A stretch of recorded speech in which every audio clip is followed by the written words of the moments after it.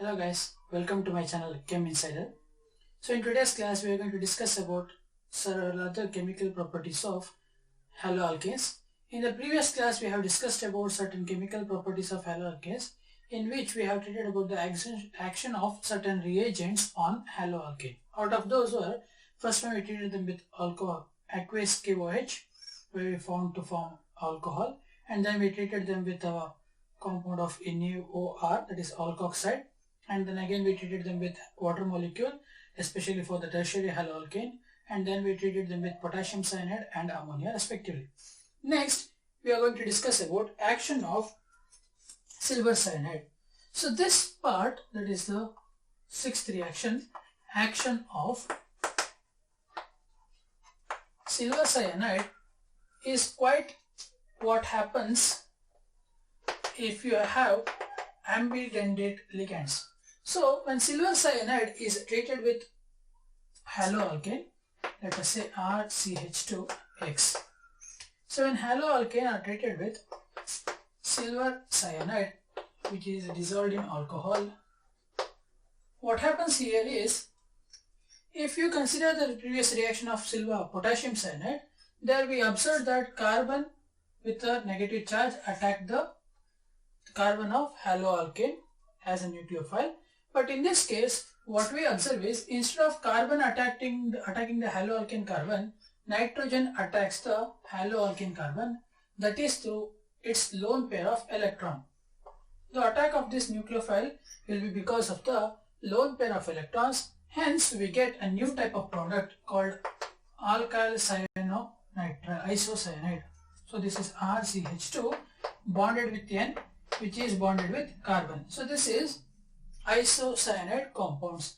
So if silver nitrate is treated with a haloalkane, then instead of carbon being attacking the carbon of haloalkane, nitrogen will use its lone pair of electrons and forms isocyanide. So this compound is called alkyl isocyanide. Alkyl isocyanide. So the reason because this is forming is, this is forming because carbon atom, if you consider for C triple bond N, if you consider C triple bond N atom, here the carbon atom present here, if it loses a bond, it gains a negative charge. Okay, it gains a negative charge. This bond present between carbon and nitrogen may get accumulated on nitrogen for ionizing, for getting ionized. So it forms C double bond N minus with a pair of electrons on carbon. This pair of electrons is because of two bonds which has carbon lost. Since the breaking of two bonds releases two electrons of the carbon atom, those two electrons will be collected on carbon atom, and this is called carbene complex. This is called carbene carbon, that is carbon with two electrons. So this complete compound is also called as a derivative of carbyl amine. Carbyl amine. So this is again called as carbyl amine. So in this case, what happens is, the Cn minus nucleophile is ambidentate. So what do you mean by ambidentate? It means that if a nucleophile has two donating groups, if a nucleophile has two electron-rich groups, two electron-rich atoms, let us say in this case carbon and in this case nitrogen. So both are same, but the donation will be occurring from carbon in this case, and in this case it will be because of nitrogen.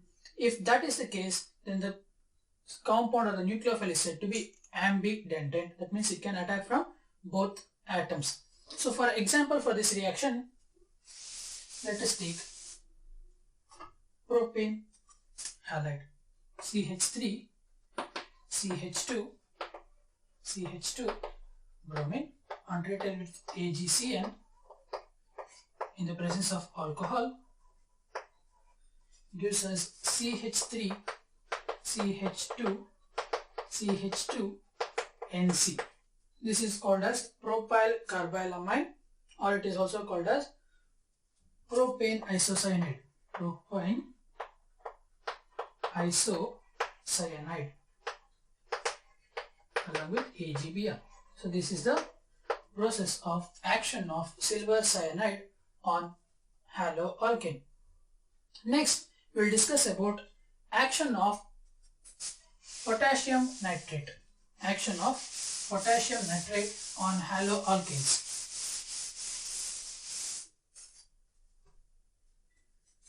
Seventh reaction, action of potassium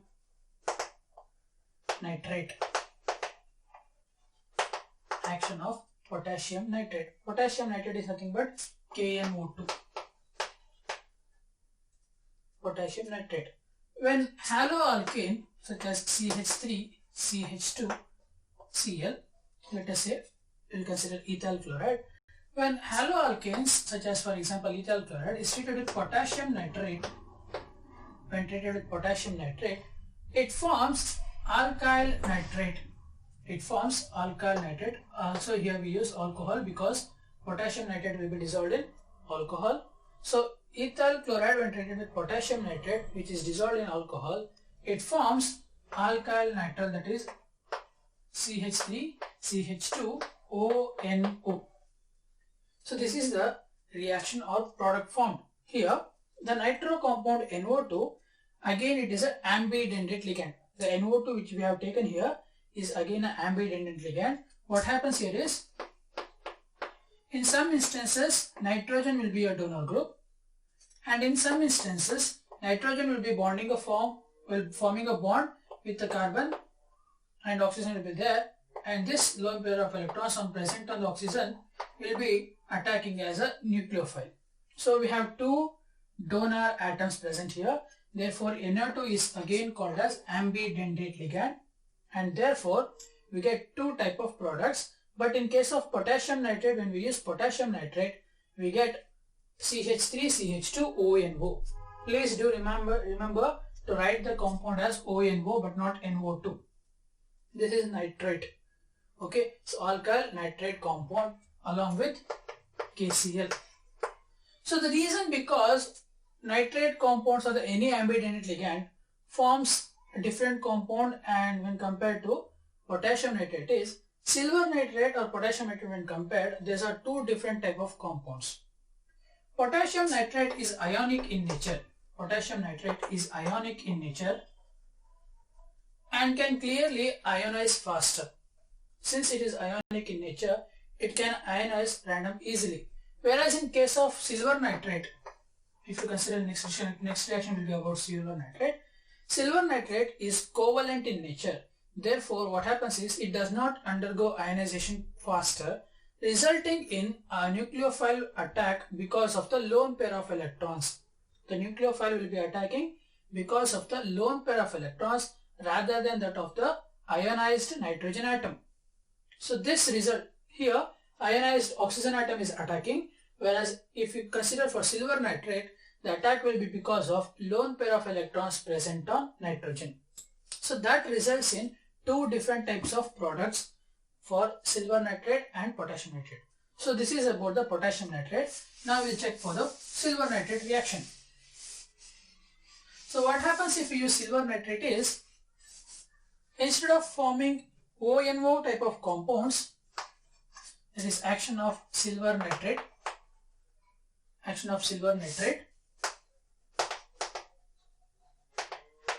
that is AgNO2, in presence of alcohol, we get CH3CH2NO2. This is called nitroalkane. The compound previously formed was alkyl nitroso compound. Now in this compound, this is nitro compound. In the previous one it was nitrate. Now this is nitroalkane. Okay, so this is ethyl chloride. So what we can say is, when alkyl halides are treated with silver nitrate, it forms nitroalkane. So this is nitroethane. So the previous compound which was formed because of potassium nitrate reacting with ethyl chloride will be ethyl nitrate. Okay, that will be nitrate and this will be nitroethane. Okay, so this is about the difference of silver nitrate and potassium nitrate being reacting with haloalkane.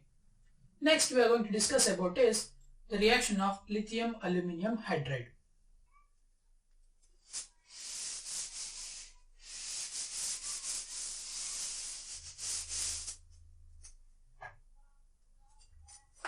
Next is action of lithium aluminium hydride. Action of lithium aluminium hydride. So lithium aluminium hydride, when treated with alkyl halide, it causes a reduction of haloalkane. So if you consider, for example, RCH2X with LaH, that is LiAlH4. So this is lithium aluminium hydride. What happens is it reduces the haloalkane to alkane. Haloalkane will be reduced to alkane along with the formation of lithium halide and aluminium halide. So therefore, for the reaction, what happens is RCH2H. So X will be removed and H will be added along with formation of lithium halide and aluminium halide. This reaction requires 4 molecules of haloalkane. So therefore, the reaction will be forming 4 molecules of higher alkane compound. So this is about the reaction of or action of lithium aluminium hydride. Usually lithium aluminium hydride is a strong reducing agent for any of the compounds. You can reduce a carboxylic acid to alcohol or normal alkane with the use of lithium aluminium hydride. So the example for this reaction is, let us consider CH3, CH, CH2, Cl. So this is isopropyl chloride treated with lithium aluminium hydride. Lithium aluminium hydride. It forms propane, CH3, CH2, CH3 along with LiCl plus AlCl3. So this is the reaction of lithium aluminium hydride when treated with haloalkane. So the compound here we used is isopropyl chloride and the compound formed is propane. So this is the reaction for lithium aluminium hydride on haloalkane. Next is action of alkyl lithium. So next is action of alkyl lithium on haloalkanes. If you think I'm going faster, you might slow down your video on your YouTube settings itself. It can speed down your video or slow down your video. You can use that in order to get complete idea, or you can also clarify those doubts on comment section also. Next is action of alkyl lithium. Action of alkyl lithium.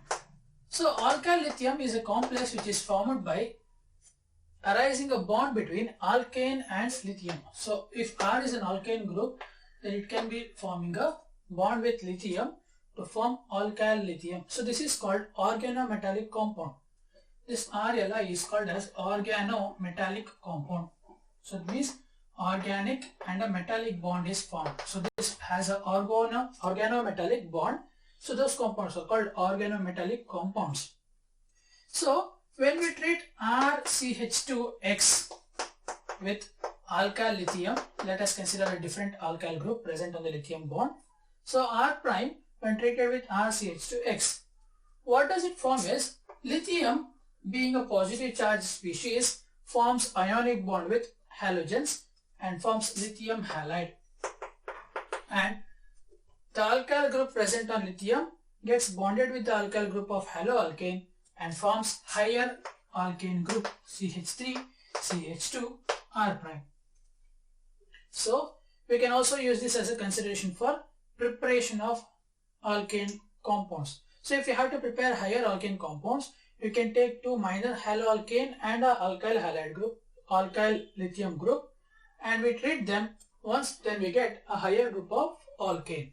For example, if I treat CH3, CH2, X, let us say bromine, with C2, CH3, Li.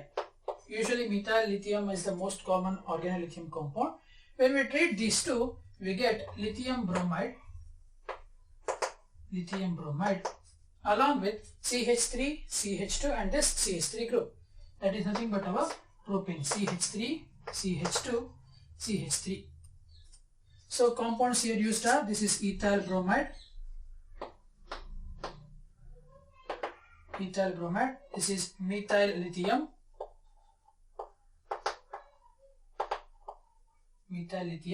giving us propane. So this is the action of alkyl lithium on haloalkanes. Next is action of silver carboxylic salt of silver on haloalkane. Next is the last chemical property of haloalkanes. So that is action of carboxylic acid of silver. Action of carboxylic salt of silver, or it is also called as silver carboxylate. So the compound here can be said as RC double bond O OAG. So this is the alkyl carboxylate salt or carboxylic salt of silver. So in this compound what we do is, when we treat this RC double bond O OAG with our alkyl halide, it prepares a bond which is called ester bond. So we replace Ag with R prime and we get an ester compound, that is RC double bond O OR prime. So whenever we have a product which is similar to this type, RC double bond O R prime, this complete compound is called ester bond. Okay, so this type of reaction is called ester synthesis. This reaction is also called as Hunsdiker synthesis of ester. This reaction is also called as Hunsdiker synthesis of esters. So this process was explained by Hunsdiker. So this process involves carboxylic salt of silver treated with alkyl halide to form an ester. So this reaction is also called as Hunsdiker's ester synthesis. So this is an ester which has C double bond O OR type of bonds. For example, let us consider CH3 C double bond O OAG reacting with Cl C2 H5. On treating these two, this is silver salt of acetate or silver acetate. Silver salt of acetate or silver acetate. So this is ethyl chloride.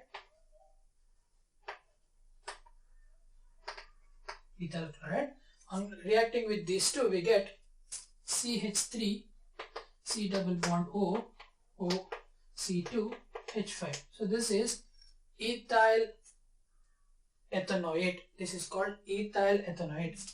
Ethyl, 2 carbon atoms, ethanoate. Ethyl ethanoate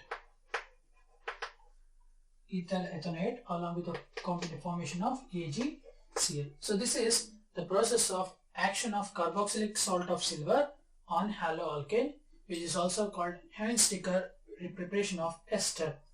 So this is all about for the reactions or chemical properties of haloalkane.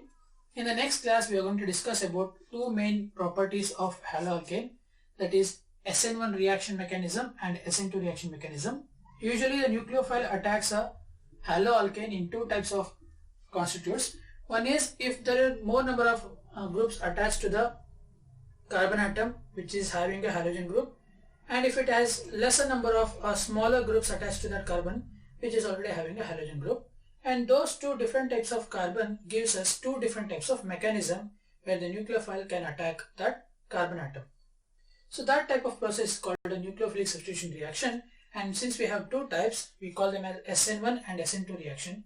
We'll discuss that in the next class. That's all for today. If you have understood about the reactions which I explained, subscribe to my channel and please do like to my video and share this among your friends. And if you have any doubts regarding the topics I have explained, please do comment down below. Thank you for watching.